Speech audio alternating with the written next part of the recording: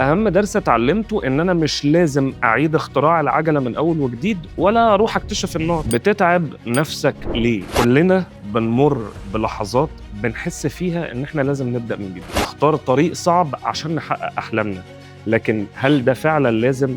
يعني هل لازم أعيد اكتشاف النار من أول وجديد؟ أنا أحمد مرشد وجاي أقول لك إن أنت مش لازم تبدأ من الصفر. لو رجعنا لورا شوية هنلاقي إن الناس اللي سبقونا اكتشفوا حاجات كبيرة جدا، اللي اكتشف النار واللي اخترع العجلة واختراعات كتير جدا غيرت حياتنا.